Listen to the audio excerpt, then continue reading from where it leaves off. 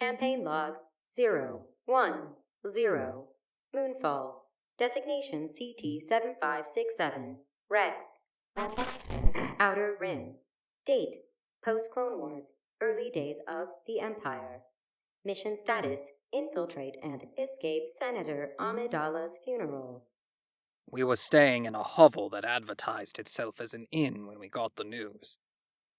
We'd already heard General Kenobi's warning not to return to the Jedi Temple. Already had an idea of how the war had ended, with betrayal and bloodshed between clones and Jedi. We didn't know what had happened to General Skywalker. I spied a holopad advertising the news while out buying provisions. I bought the data and transferred it to my own holodisk. I took it to the commander back in our room.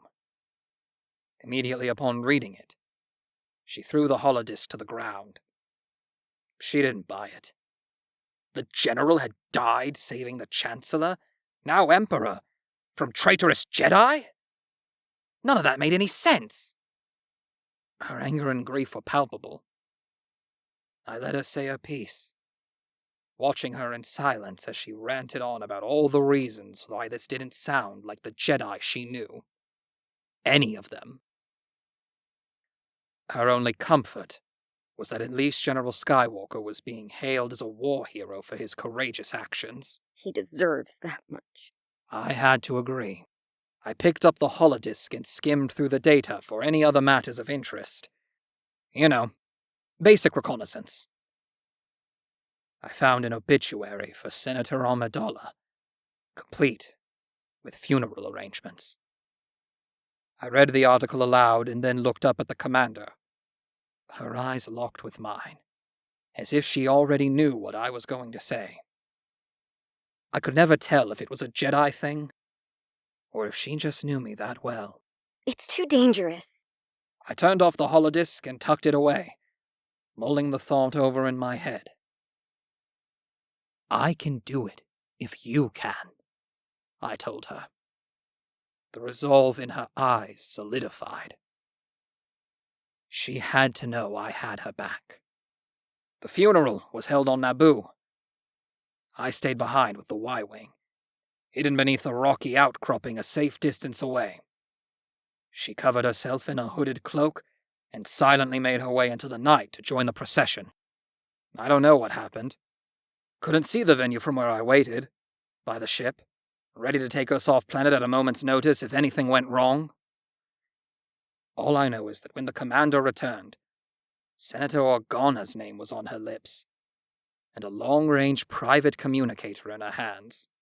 I didn't ask. I dutifully helped her into the ship, and off we went. Maybe I should have asked. Would it have made any difference?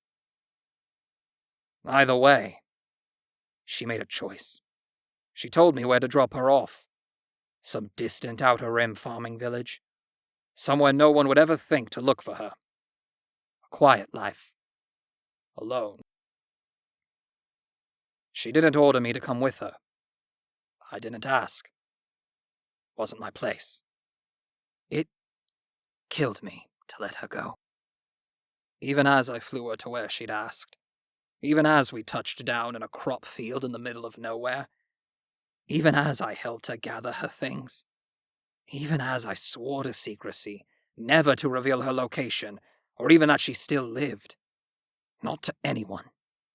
Not even to other Jedi, if any still lived.